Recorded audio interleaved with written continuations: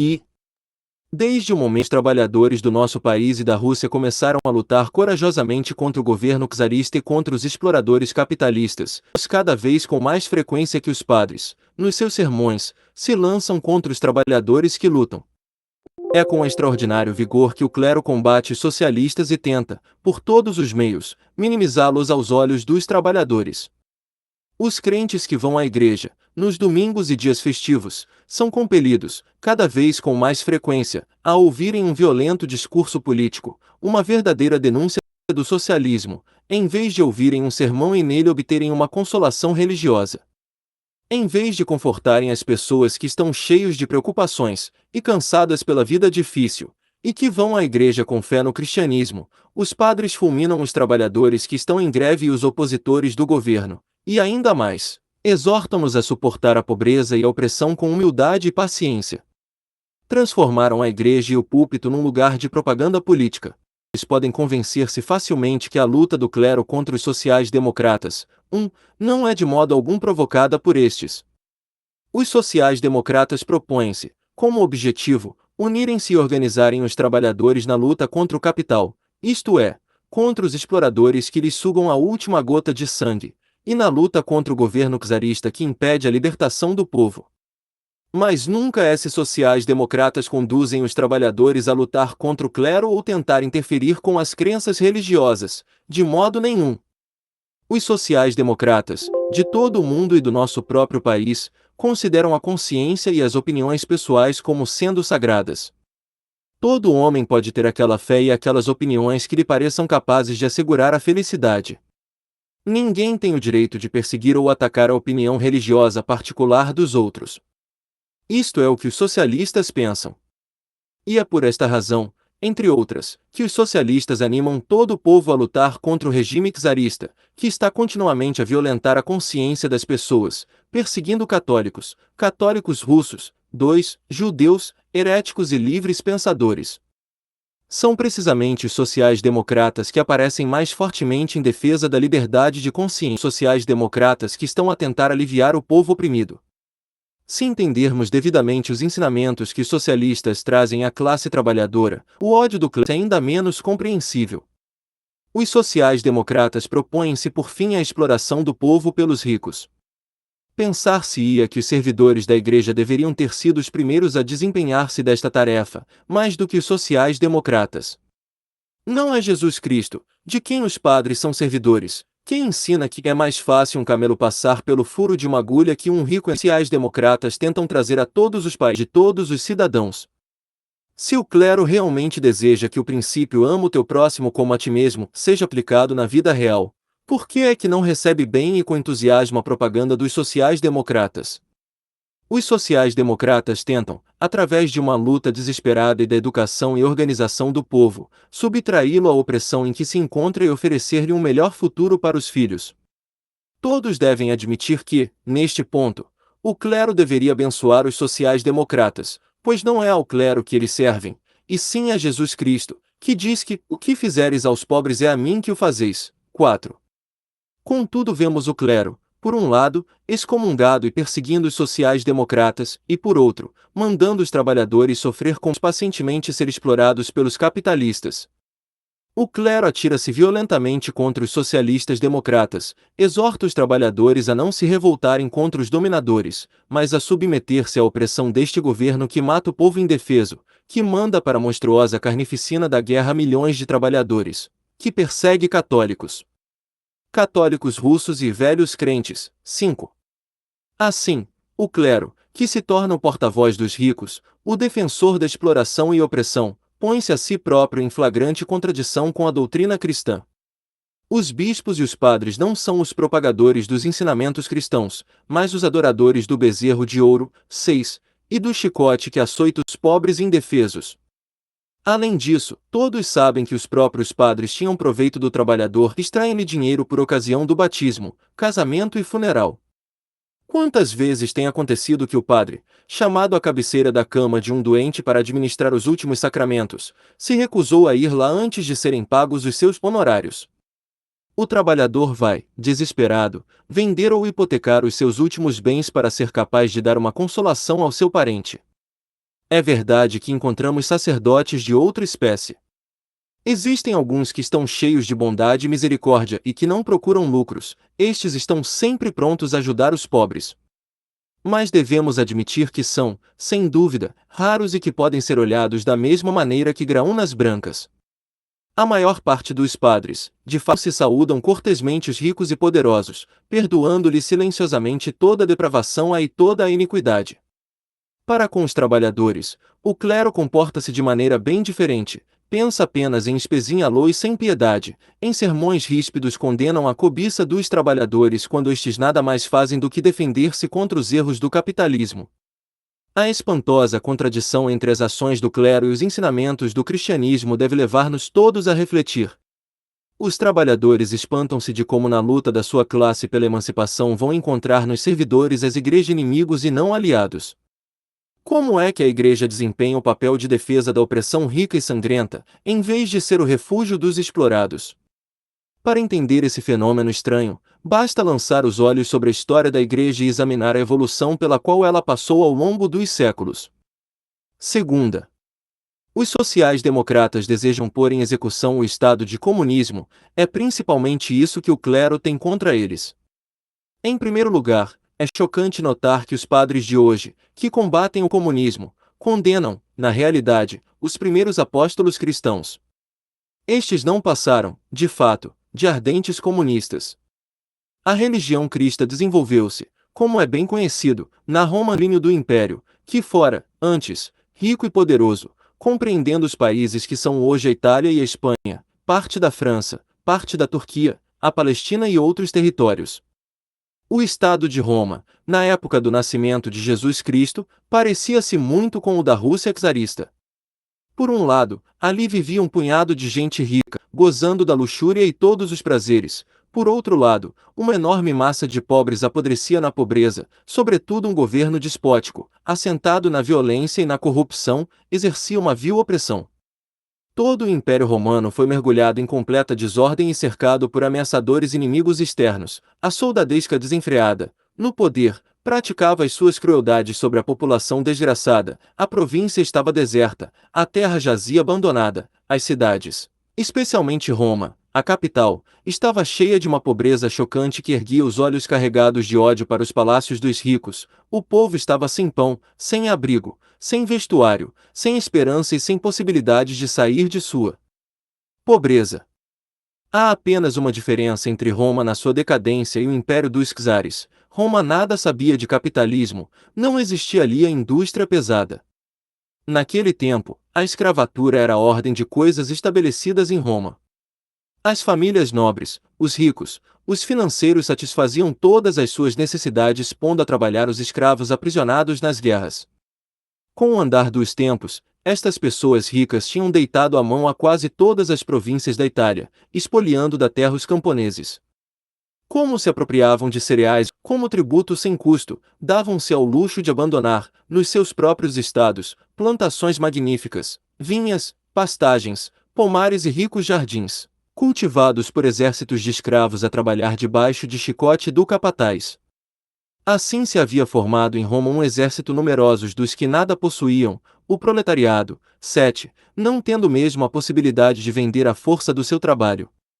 Este proletariado, vindo do campo, não podia ser absorvido pelas empresas industriais como acontece hoje, tornaram-se vítimas da pobreza desesperada e foram reduzidos à mendicidade. Esta numerosa massa popular, morrendo de fome, sem trabalho, enchendo os subúrbios e os espaços livres e as ruas de Roma, constituía um perigo permanente para o governo e para as classes possuidoras. Portanto, o governo sentiu-se compelido, no seu próprio interesse, a aliviar a pobreza. De tempos em tempo, distribuía ao proletariado cereal e outros gêneros alimentícios armazenados nos celeiros do Estado. Mas, para fazer o povo esquecer as suas amarguras, oferecia-lhe espetáculos gratuitos de circo. Ao contrário do proletariado do nosso tempo, que mantém toda a sociedade pelos seus trabalhos, o enorme proletariado de Roma existia pela caridade. Eram os escravos miseráveis, tratados como bestas, quem trabalhava para a sociedade romana. Neste caos de pobreza e degradação, um punhado de magnatas romanos passava seu tempo em orgias e devassidão. Não havia possibilidade de sair destas monstruosas condições sociais. O proletariado queixava-se e ameaçava, de vez em quando revoltou-se, mas uma classe de mendigos, vivendo das migalhas caídas da mesa dos senhores, não podia estabelecer uma nova ordem social. Além disso, os escravos que mantinham com o seu trabalho toda a sociedade, estavam muito espezinhados, bastante dispersos, demasiado esmagados pelos jugos, tratados com outras classes para serem capazes de transformar a sociedade. Revoltaram-se muitas vezes contra os seus patrões, tentaram libertar-se em batalhas sangrentas, mas o exército romano esmagou sempre estas revoltas, esmagando os escravos aos milhares e condenando-os à morte na cruz. Nesta sociedade a desmoronar-se, onde não existe saída desta trágica situação para o povo, nem esperança alguma de uma vida melhor, os desgraçados voltam-se para o céu procurando nele a salvação. A religião cristã aparecia a estes infelizes seres como um sintó de salvação, uma consolação e um encorajamento e tornou-se, logo desde o princípio, a religião dos proletários romanos. Em conformidade com a posição material dos homens pertencentes a esta classe, os primeiros cristãos fizeram a proposta da propriedade em comum, o comunismo. O que é que poderia ser mais natural? As pessoas careciam dos meios de subsistência e estavam a morrer de pobreza. Uma religião que defendia o povo pedia que os ricos partilhassem com os pobres as riquezas que devem pertencer a todos e não privilegiadas. Uma religião que pregava a igualdade de todos os homens teria grande sucesso. Contudo, isto nada tem em comum com as propostas atuais dos sociais-democratas, com vista à transformação em propriedade comum dos instrumentos de trabalho, dos meios de produção, para que toda a humanidade possa trabalhar e viver em unidade harmoniosa. Vimos que os proletários romanos não vivam do trabalho, mas das esmolas que o governo distribuía. Assim, a exigência, pelos cristãos, da coletivização da propriedade, não diz respeito aos meios de produção, mas aos bens de consumo. Eles não pediam que a terra, as oficinas e os instrumentos de trabalho se tornassem propriedade coletiva, mas apenas que tudo deveria ser repartido entre eles, casas, roupas, alimentos e os produtos acabados mais necessários à vida. Os comunistas cristãos não se preocuparam nada em inquirir acerca da origem destas riquezas. O trabalho de produção recaiu sempre sobre os escravos. O povo cristão desejava apenas que os que possuíam a riqueza abraçassem a religião cristã e fizessem das suas riquezas propriedade comum, para que todos pudessem gozar destas coisas boas em igualdade e fraternidade. Foi, na verdade, deste modo que as primeiras comunidades cristãs se organizaram. Um contemporâneo escreveu: estas pessoas não acreditam em fortunas, mas pregam a propriedade coletiva e nenhuma de entre elas possui mais do que as outras. Quem desejar entrar na sua ordem é obrigado a pôr a sua fortuna como propriedade comum a essas mesmas pessoas. E por isso que não há entre eles nem pobreza nem luxo, todos possuindo tudo em comum, como irmãos. Não vivem numa cidade à parte, mas em cada uma têm casas para eles próprios. Se quaisquer estrangeiros pertencentes à sua religião aparecem, repartem a propriedade com eles e podem beneficiar dela como se fosse propriamente sua. Essas pessoas, mesmo que desconhecidas anteriormente uma das outras, dão as boas-vindas uns aos outros e as suas relações as muito amigáveis.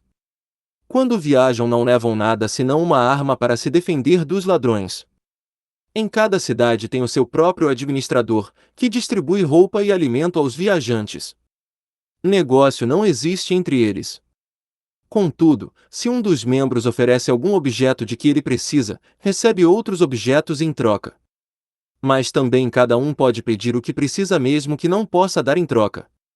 Lemos dos Atos dos Apóstolos, 34, 35, a seguinte descrição da primeira comunidade de Jerusalém. Entre eles não havia ninguém necessitado, pois todos os que possuíam terras ou casas vendiam-nas, traziam o produto da venda e depositavam-no aos pés dos apóstolos. E a cada um era distribuído de acordo com a sua necessidade. Em 1780, o historiador alemão Vogel escreveu quase a mesma coisa acerca dos primeiros cristãos. De acordo com a regra, todo cristão tinha direito à propriedade de todos os membros da comunidade, caso quisesse. Podia pedir que os membros mais ricos dividissem a sua fortuna com ele, de acordo com as suas necessidades. Todo cristão podia fazer uso da propriedade dos seus irmãos. Assim, os cristãos que não tinham casa podiam exigir do que tinha 2 ou 3 que os recebesse. O proprietário conservava para si próprio apenas a sua própria casa. Mas por causa da comunidade de gozo dos bens, tinha de dar-se habitação àquele que a não tinha. O dinheiro era colocado em caixa comum e um membro da sociedade, especialmente escolhido para esse fim, dividia a fortuna coletiva entre todos. Mas isso não era tudo. Entre os primeiros cristãos o comunismo foi levado tão longe que eles tomavam as suas refeições em comum.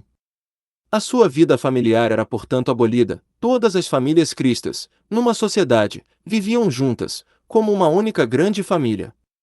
Para terminar, acrescentamos que certos padres atacam os sociais-democratas alegando que somos a favor da comunidade de mulheres.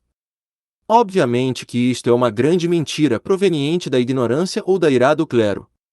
Os sociais-democratas consideram isso como uma distorção vergonhosa e bestial do casamento. E contudo esta prática foi usual entre os primeiros cristãos. 8. Deste modo, os cristãos do I e II século foram fervorosos adeptos do comunismo. Mas este comunismo era baseado no consumo de produtos acabados e não no trabalho, e mostrou-se incapaz de reformar a sociedade e de pôr fim à desigualdade entre os homens e de derrubar a barreira que separa ricos e pobres. Por isso, exatamente como antes, as riquezas criadas pelo trabalho, para toda a sociedade, era fornecido pelos escravos. O povo, desprovido de meios de subsistência, recebia apenas esmolas. Enquanto uns poucos, em proporção com a massa do povo, possuírem exclusivamente para seu próprio uso todas as terras cultiváveis, florestas e pastagens, os animais do campo e as casas de lavoura, todas as oficinas, ferramentas e matérias de produção, não pode haver qualquer espécie de igualdade entre os homens. Em tais condições, a sociedade, evidentemente, encontra-se dividida em duas classes, os ricos e os pobres, os do luxo e os da pobreza. Suponhamos, por exemplo, que os ricos proprietários, influenciados pela doutrina cristã, oferecessem para distribuir para o povo todas as riquezas que possuíam em forma de dinheiro, cereais, frutas, vestuário e animais. Qual seria o resultado? A pobreza desapareceria por algumas semanas, e durante este tempo, a população poderia alimentar-se e vestir-se. Mas os produtos acabados são rapidamente consumidos. Após um pequeno lapso de tempo, as pessoas, tendo consumido as riquezas distribuídas, teriam uma vez mais as mãos vazias. Os proprietários da terra e dos instrumentos de produção podiam produzir mais, graças ao poder laboral dos escravos, e assim nada se mudaria. Bem, aqui está porque os sociais-democratas consideram estas coisas de um modo diferente dos comunistas cristãos. Eles dizem: não queremos que os ricos repartam com os pobres, não queremos nem caridade nem esmolas, ambas as coisas são incapazes de impedir o retorno da desigualdade entre os homens. Não é de modo algum uma partilha entre ricos e pobres que nós desejamos, mas a completa supressão de ricos e pobres.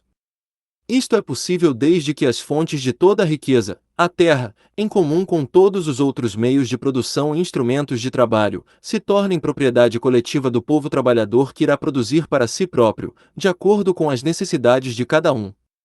Os primeiros cristãos acreditaram que podiam remediar a pobreza do proletariado por meio das riquezas oferecidas pelos possuidores. Isso seria deitar água numa peneira. O comunismo cristão foi não só incapaz de mudar ou melhorar a situação econômica, como não substituiu. Ao princípio, quando os seguidores do novo Salvador constituíam um pequeno grupo na sociedade romana, a divisão do pecúlio comum, as refeições em comum e o viver debaixo do mesmo teto, eram praticáveis. Mas quando o número de cristãos se espalhou pelo território do império, esta vida comunitária dos seus partidários tornou-se mais difícil. Em breve desapareceu o costume das refeições comuns e a divisão dos bens tomou um novo aspecto. Os cristãos não mais viveram como uma família, cada um tomou cuidado da sua própria propriedade e já não ofereciam o total dos seus bens à comunidade, mas apenas o supérfluo. As ofertas dos mais ricos de entre eles ao organismo geral, perdendo seu caráter de participação numa vida comum, em breve se transformaram em simples esmolas. Desde que os cristãos ricos deixaram de fazer caso da propriedade comum e passaram a pôr ao serviço dos outros apenas uma parte do que tinham, parte que podia ser maior ou menor, consoante a boa vontade do doador. Assim, no coração do comunismo cristão, apareceu a diferença análoga à que reinava no Império Romano e contra a qual os primeiros cristãos tinham combatido. Em breve foram apenas os cristãos pobres, os proletários, que tomaram parte em refeições comuns. Os ricos, tendo oferecido uma parte da sua abundância, conservavam-se à parte. Os pobres viviam das esmolas atiradas pelos ricos e a sociedade tornou-se outra vez naquilo que tinha sido. Os cristãos não tinham mudado a vontade dos ricos. Os padres da igreja lutaram muito ainda, com palavras escaldantes, contra esta penetração da desigualdade social na comunidade cristã, flagelando os ricos e exortando-os a voltarem ao comunismo dos primeiros apóstolos. S. Basílio, no século IV depois de Cristo, pregou assim contra os ricos. Miseráveis, como vos ireis justificar diante do juiz do céu? Vós dizeis-me, qual é a nossa falta, quando guardamos o que nos pertence? Eu pergunto-vos, como é que arranjastes isso a que chamais de vossa propriedade? Como é que os possuidores se tornam ricos, se não tomando posse das coisas que pertencem a todos? Se todos tomassem apenas o que estritamente necessitam, deixando o resto aos outros, não haveria nem ricos nem pobres. Foi esse João Crisóstomo, patriarca de Constantinopla, nascido em Antioquia em 347, falecido, no exílio, na Armênia, em 407, quem pregou mais ardentemente aos cristãos para regressarem ao primeiro comunismo dos apóstolos. Este célebre pregador, na sua 11ª homilia sobre o Atos dos Apóstolos, disse: E havia uma grande caridade entre eles, os apóstolos, ninguém era pobre entre eles. Ninguém considerava como seu o que lhe pertencia, todas as suas riquezas estavam em comum, uma caridade existia em todos eles. Esta caridade consistia em que não havia pobre entre eles, de tal modo que os tinham bens apressavam-se a desprender-se deles. Não dividiam as suas fortunas em duas partes, dando uma e guardando a outra, davam o que tinham. Assim não havia desigualdade entre eles. Todos viviam em grande abundância. Tudo se fazia com o maior respeito. O que davam não passava da mão do doador para a mão do que recebia, as suas dádivas eram sem ostentação, traziam os bens aos pés dos apóstolos que se tornavam os controladores e donos deles e que os usavam, daí para o futuro, como bens da comunidade e já não como propriedade de indivíduos. Por este meio cortaram a possibilidade de vanglória. Por que é que se terão perdido estas tradições? Ricos e pobres poderiam todos tirar proveito destes costumes piedosos e uns aos outros sentiríamos o mesmo prazer em nos conformarmos com eles. Os ricos não empobreceriam ao desprenderem-se das suas posses, e os pobres seriam esquecidos. Mas tentemos dar uma ideia exata do que se deveria fazer. Ora, suponhamos, e nem pobres nem ricos precisam se alarmar, pois eu estou apenas a supor, suponhamos que vendemos tudo o que nos pertence para pormos o produto da venda numa conta comum. Que somas de ouro se amontoariam? Não sei dizer com exatidão quanto isso iria dar, mas se todos entre nós, sem distinção de sexo, trouxéssemos os nossos tesouros, se vendêssemos os campos, as propriedades, as casas, não falo de escravos, pois não havia nenhum na comunidade cristã e os que houvesse tornavam-se livres, talvez, se todos fizessem o mesmo, creio que conseguiríamos centenas de milhares de libras de ouro, milhões, enormes valores. Bem, quantas pessoas pensam que vivem nesta cidade? Quantos cristãos? Concordam em que haja uns 100.000? O resto será constituído por judeus e gentios. Quantos não conseguiríamos unir? Ora, se contássemos os pobres, quantos seriam? 50.000 necessitados, no máximo. O que seria necessário para os alimentar em cada dia? Julgo que a despesa não seria excessiva, se o fornecimento e o consumo da alimentação fossem organizados em comum. Dir-se-á vez, mas o que será de nós quando estes gêneros estiverem consumidos? Mas o quê? Isso poderia acontecer? A graça de Deus não seria 1000 vezes mais abundante? Não estaríamos nós a fazer um céu na terra? Se anteriormente esta comunidade de bens existiu entre 3 a 5 mil fiéis e teve tão bons resultados e baniu a pobreza entre eles, por que não resultaria numa grande multidão como esta? E entre os próprios pagãos, quem não se apressaria a aumentar o tesouro em comum? E entre o tesouro comum? A riqueza que é possuída por várias pessoas é muito mais fácil e rapidamente gasta. A difusão da propriedade é a causa da pobreza. Tomemos como exemplo uma família composta de marido, esposa e 10 filhos, a esposa ocupando-se em fiar a lã, o marido trazendo do seu trabalho fora de casa. Digam-me em que gastaria mais esta família, se vivendo em comum ou vivendo separadamente. Obviamente, se estivessem separados. 10 casas, 10 mesas, 10 criados e 10 subsídios especiais seriam necessários para crianças se vivessem separados. O que é que se faria se possuíssem muitos escravos? Não é verdade que para reduzir as despesas se iria aumentá-los numa mesa comum? A divisão é uma causa de empobrecimento, a concórdia e a unidade de vontades é uma causa de riquezas. Nos mosteiros, ainda se vive como na primitiva igreja. E quem morre de fome ali? Quem é que ali não encontra o bastante para comer? Contudo, os homens do nosso tempo temem viver dessa maneira mais do que temem cair no mar. Por que é que não tentamos? Temê-lo-íamos. Que grande ato seria esse? Se alguns fiéis, uns escassos 8.000, gostaram, na presença de todo o mundo, onde não tinham senão inimigos, de fazer uma corajosa tentativa de viver em comum, sem qualquer auxílio externo, quanto melhor o podíamos os fazer hoje, agora que já cristãos em todo o mundo. Permaneceria um único gentil? Nenhum, creio eu. Nós atraí-los-íamos todos e ganhá-lo-íamos para nós. 9. Estes ardentes sermões de S. João Crisóstomo foram em vão. Os homens da não mais tentaram estabelecer o comunismo nem em Constantinopla, nem em parte nenhuma. Ao mesmo tempo que o cristianismo se expandia e se tornava, em Roma, depois do século IV, a religião dominante, os fiéis distanciavam-se cada vez mais do exemplo dos primeiros apóstolos. Mesmo dentro da própria comunidade cristã, a desigualdade de bens entre os fiéis cresceu. De novo, no século VI, Gregório, o Grande, disse: não é, de modo algum, bastante não roubar a propriedade dos outros, é errado conservar para si próprio a riqueza que Deus criou para todos. Aquele que não dá aos outros o que possui é um assassino, quando guarda para seu próprio uso o que proveria os pobres. Pode dizer-se que está a matar os que podiam ter vivido da sua abundância. Quando repartimos com os que estão sofrendo, nós não damos o que nos pertence, mas o que lhes pertence. Isto não é um ato de misericórdia, mas o pagamento de uma dívida. Estes apelos foram infrutíferos. Mas a culpa não foi, de modo algum, dos cristãos desses dias, que na verdade correspondiam mais às palavras dos padres da Igreja do que os cristãos de hoje. Não foi a primeira vez na história da humanidade que as condições econômicas se mostraram elas próprias mais fortes que belos discursos.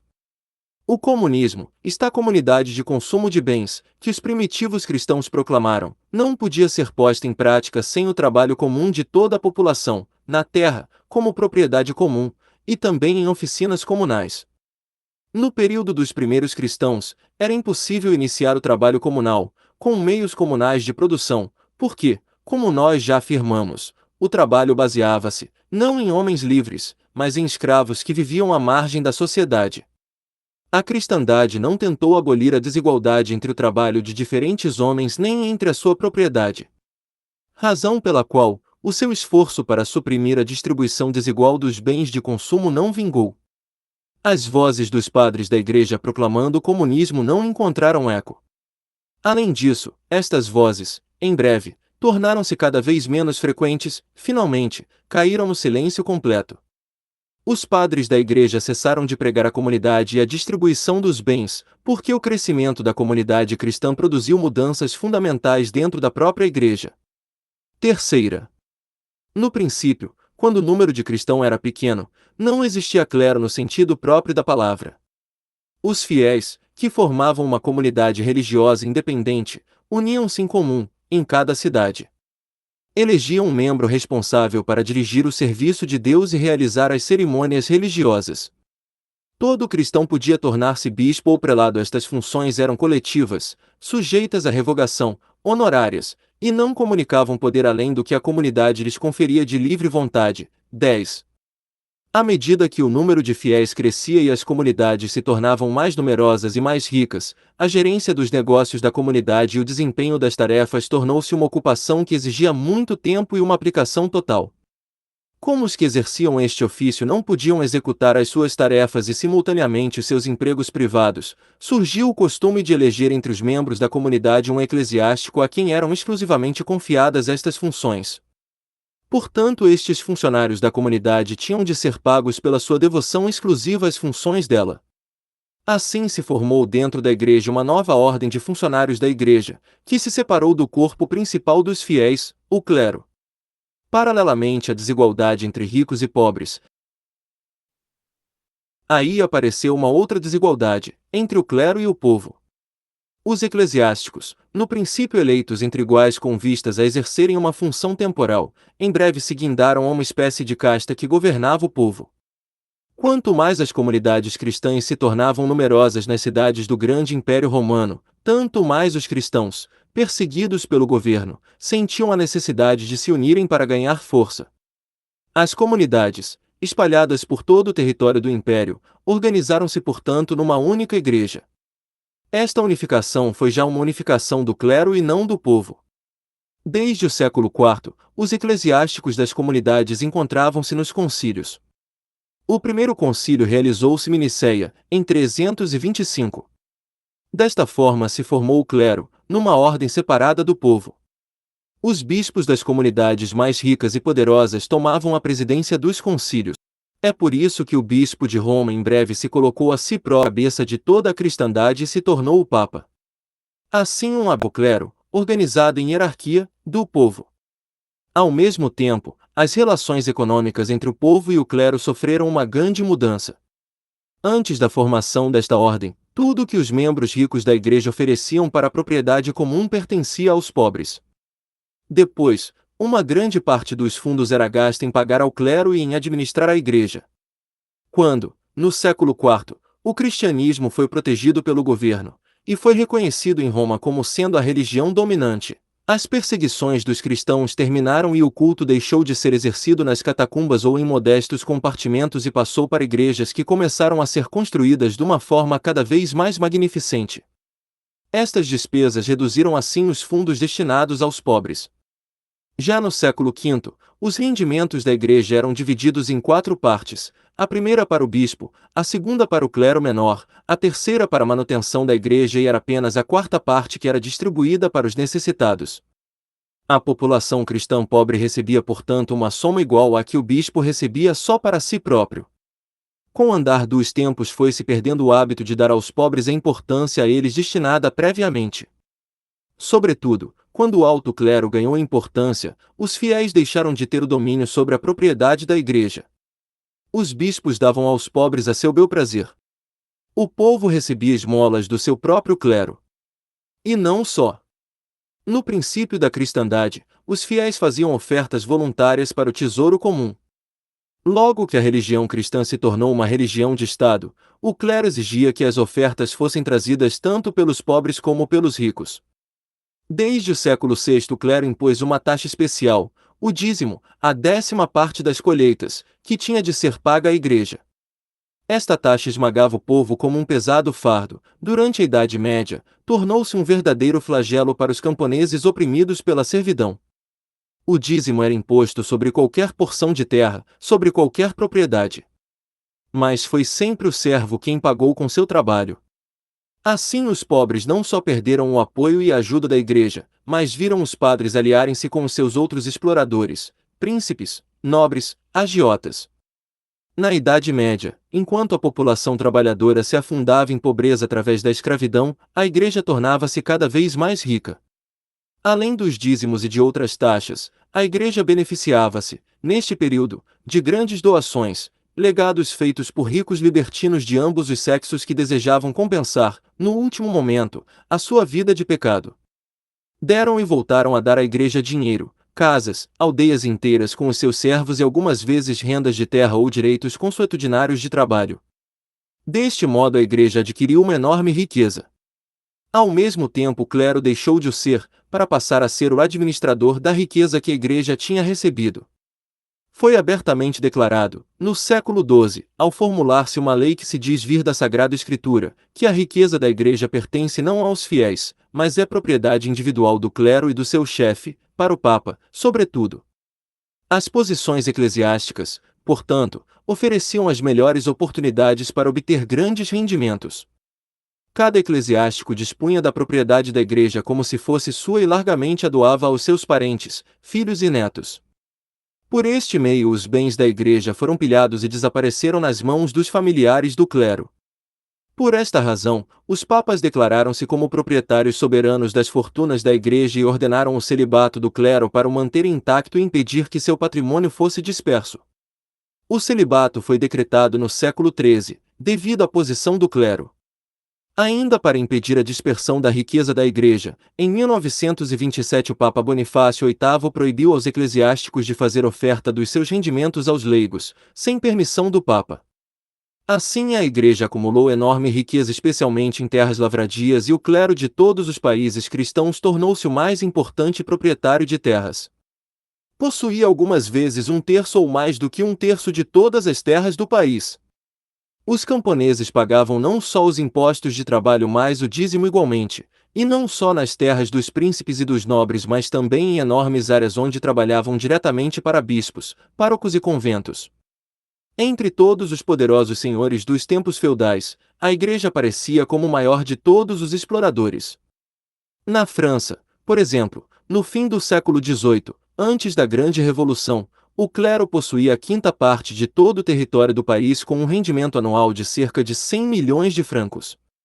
Os dízimos pagos pelos proprietários subiam a 23 milhões.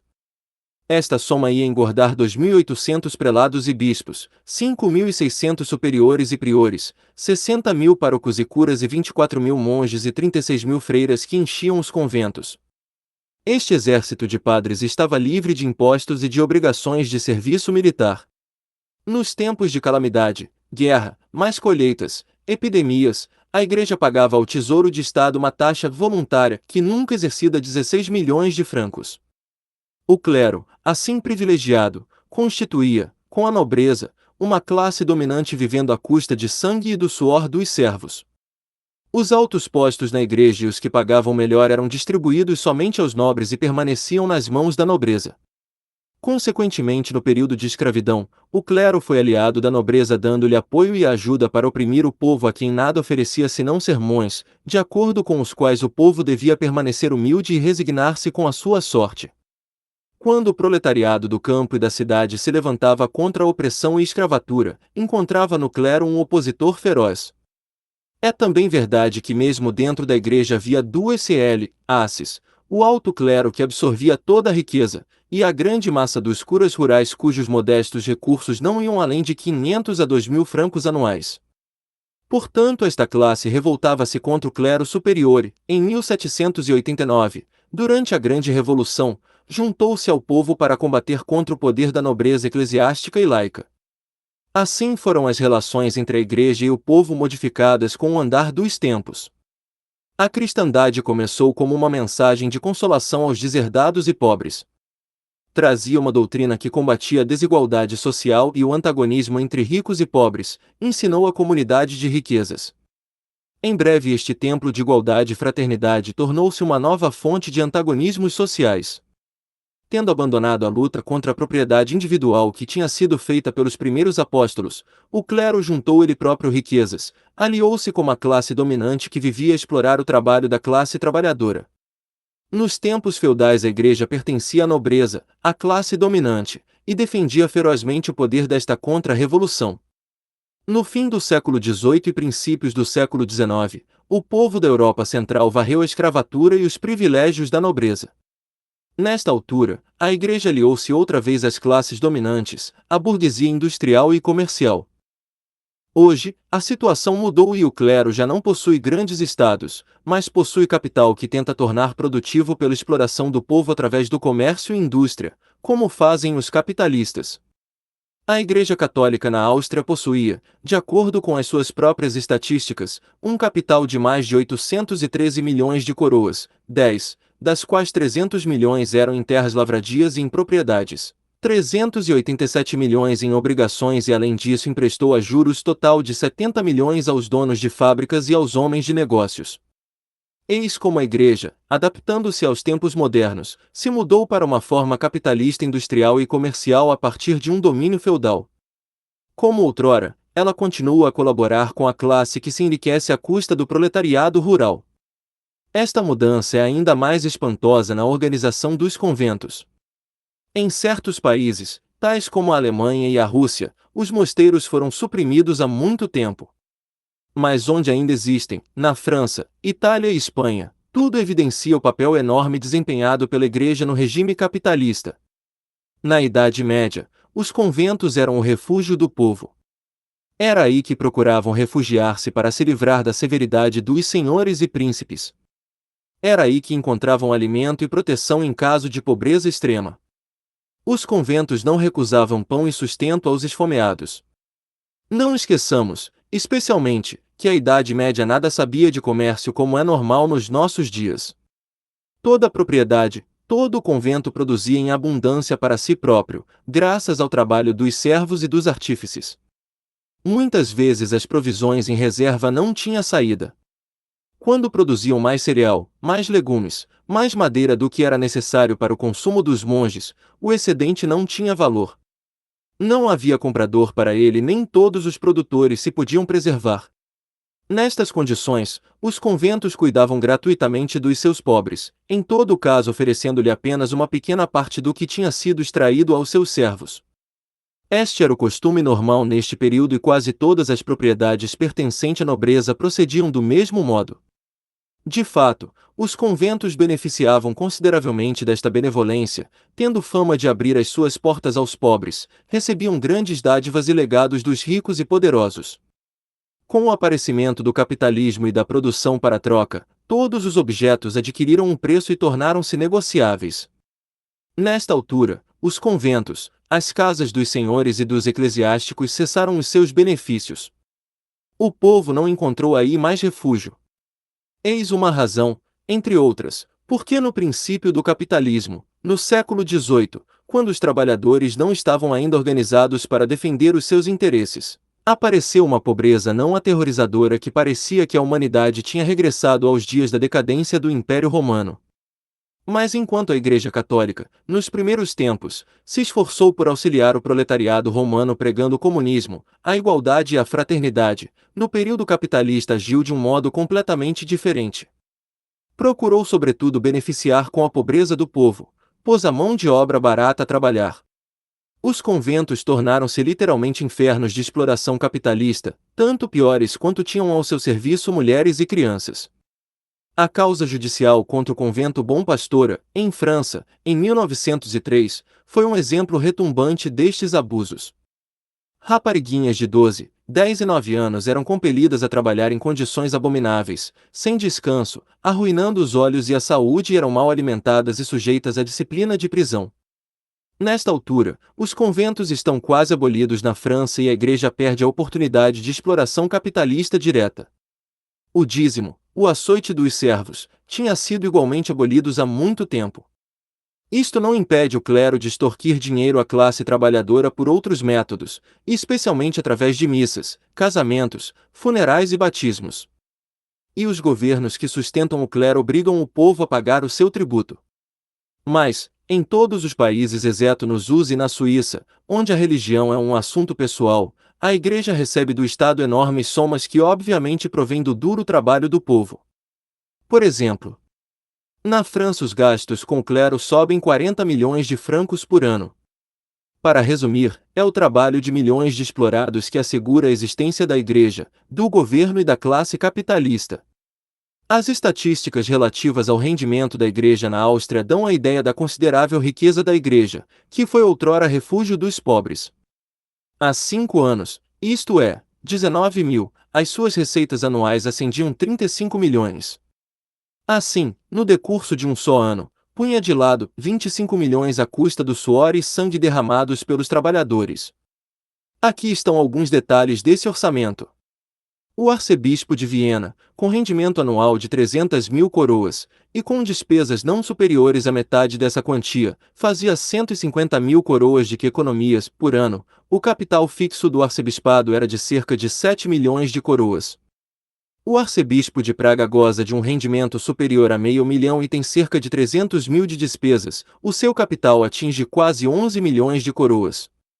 O arcebispado do Olomouc, Olmutz, tem mais R$ 500.000 de rendimentos e cerca de 400 mil de despesa, a sua fortuna excede 14 milhões. O clero subordinado, que muitas vezes alega pobreza, não explora menos a população. Os rendimentos anuais dos párocos da Áustria atingem 35 milhões de coroas, as despesas apenas 21 milhões, com que as economias dos párocos atingem anualmente 14 milhões. Finalmente, os conventos de há 5 anos possuíam, deduzidas todas as despesas, uma receita líquida de 5 milhões por ano.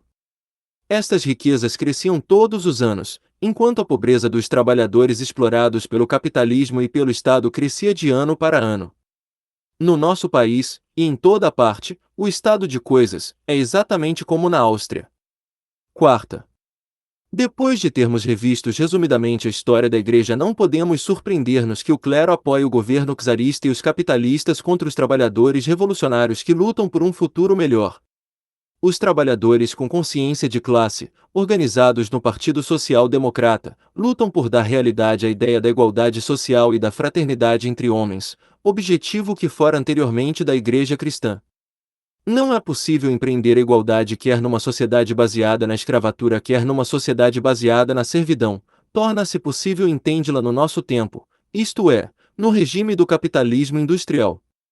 O que os apóstolos cristãos não puderam conseguir com os seus ardentes discursos contra o egoísmo dos ricos, os proletários modernos, trabalhadores conscientes da sua posição de classe, podem principiar a realizar no futuro próximo, pela conquista do poder político em todos os países, apoderando-se das fábricas, da terra e de todos os meios de produção dos capitalistas para os tornar propriedade comum dos trabalhadores.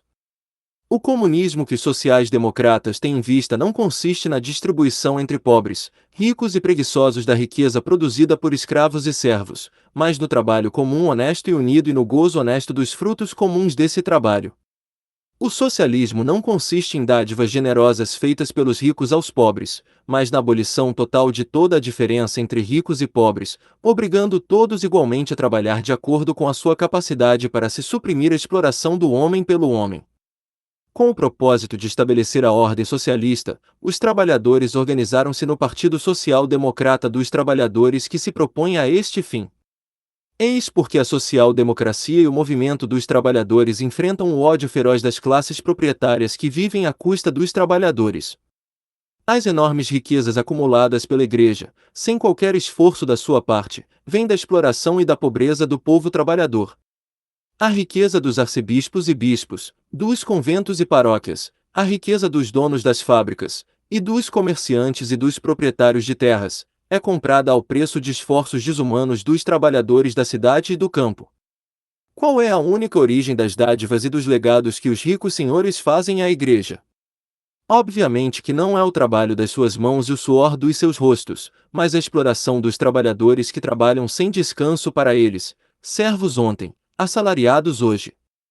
Além disso, os subsídios que os governos hoje dão ao clero vêm do tesouro público, constituído na maior parte por impostos tirados às massas populares. O clero, não menos do que a classe capitalista, vive do povo, beneficia da degradação, da ignorância e da opressão das pessoas. O clero e os capitalistas parasitas odeiam a classe trabalhadora organizada, consciente dos seus direitos, que luta pela conquista das suas liberdades. Pois a abolição da desordem capitalista e o estabelecimento da igualdade entre os homens desferiram um golpe mortal, especialmente no clero que existe só graças à exploração e à pobreza. Mas, sobretudo, o socialismo ajuda a assegurar à humanidade uma felicidade honesta e sólida cá embaixo, a dar ao povo a maior educação possível e o primeiro lugar na sociedade. É precisamente esta felicidade aqui na Terra que os servidores da Igreja temem como uma praga. Os capitalistas moldaram a golpes de martelo os corpos do povo, em cadeias de pobreza e escravatura. Paralelamente a isto, o clero, ajudando os capitalistas e servindo seus próprios interesses, aprisiona o espírito do povo, mantém-o em ignorância crassa, pois compreende bem que essa educação poria fim ao seu poder. O clero, falsificando o primitivo ensinamento do cristianismo que tinha por objetivo a felicidade terrena dos humildes, tenta hoje persuadir trabalhadores de que o sofrimento e a degradação que suportam não provém de uma estrutura social defeituosa, mas sim do céu, da vontade da providência. Assim a Igreja mata nos trabalhadores a força, a esperança e o desejo de um futuro melhor, mata a fé em si próprios e o respeito por si mesmos. Os padres de hoje, com seus ensinamentos falsos e venenosos, mantêm continuamente a ignorância e a degradação do povo. Eis algumas provas irrefutáveis. Nos países onde o clero católico goza de grande poder sobre a mentalidade do povo, na Espanha e na Itália, por exemplo, as pessoas são mantidas em completa ignorância. A embriaguez e o crime florescem aí. Por exemplo, comparemos as duas províncias da Alemanha, Baviera e Saxonia. A Baviera é um estado agrícola onde a população vive predominantemente sob influência do clero católico. A Saxonia é um estado industrializado onde os sociais-democratas exercem um grande papel na vida dos trabalhadores. Vencem as eleições parlamentares em quase todas as circunscrições, razão pela qual a burguesia mostra o seu ódio contra esta província social-democrata vermelha. E o que é que se vê? As estatísticas oficiais mostram que o número de crimes econômicos cometidos na ultracatólica Baviera é relativamente muito mais elevado do que na vermelha Saxonia. Vemos que em 1898, em cada 100.000 habitantes havia, na Baviera, na Saxonia, roubo com violência, 204. 185. Assaltos e ataques, 296. 72. Perjúrio, 4. 1. Encontramos uma situação completamente similar ao comparar o recorde de crimes em Posen dominada pelos padres como de Berlim, onde a influência da social-democrata é maior. No curso do ano vemos 100.000 habitantes em Posen, 232 casos de ataques e ferimentos e em Berlim 172 apenas. Na cidade papal, Roma, durante um único mês do ano de 1869, o penúltimo ano do poder temporal dos papas, foram condenadas 279 pessoas por assassínio, 728 por assaltos, 297 por roubo e 21 por fogo posto. Estes são os resultados do domínio clerical sobre o povo assoberbado pela pobreza. Isto não quer dizer que o clero incite diretamente o povo ao crime. Bem ao contrário, nos seus sermões os padres condenam com frequência o roubo, os assaltos e a embriaguez, mas os homens não roubam, não assaltam nem se embebedam porque gostem de fazer ou de perseverar nesses hábitos. É a pobreza e a ignorância que são causas disso. Portanto, aquele que mantém viva a ignorância e a pobreza do povo, aquele que mata a sua energia e a sua vontade de sair desta situação, aquele que põe toda espécie de obstáculos no caminho dos que tentam educar o proletariado, esse é responsável por estes crimes exatamente como se fosse um cúmplice. A situação nas áreas mineiras da Católica Bélgica era semelhante até há pouco tempo. Os sociais-democratas foram lá. O seu apelo vigoroso aos infelizes e degradados trabalhadores ecoou através do país: trabalhador, levanta-te a ti mesmo. Não roubes, não te embebedes, não baixes a cabeça em desespero. Lê, ensina-te a ti mesmo. Junta-te aos teus irmãos de classe na organização, luta contra os exploradores que te maltratam. Emergirás da pobreza, tornar-te-ás um homem. Assim, os sociais-democratas elevam o povo e fortalecem os que perdem a esperança, reúnem os fracos numa poderosa organização. Abrem os olhos dos ignorantes e mostram o caminho da igualdade, da liberdade e do amor aos nossos vizinhos.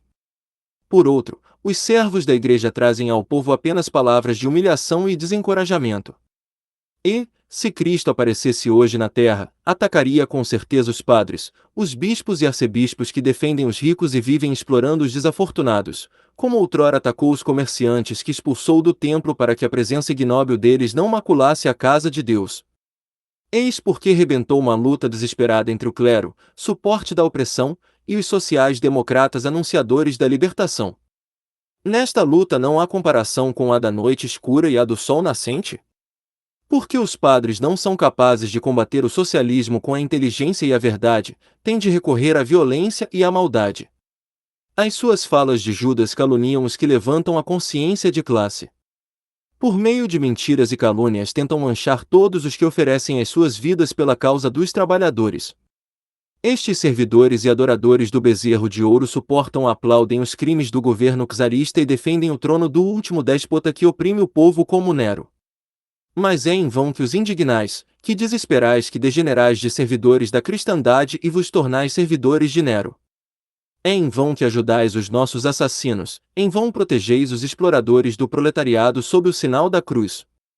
As vossas crueldades e calúnias nos tempos antigos não puderam impedir a vitória da ideia cristã, a ideia que sacrificaste ao bezerro de ouro. Hoje os vossos esforços não levantarão nenhum obstáculo à vinda do socialismo.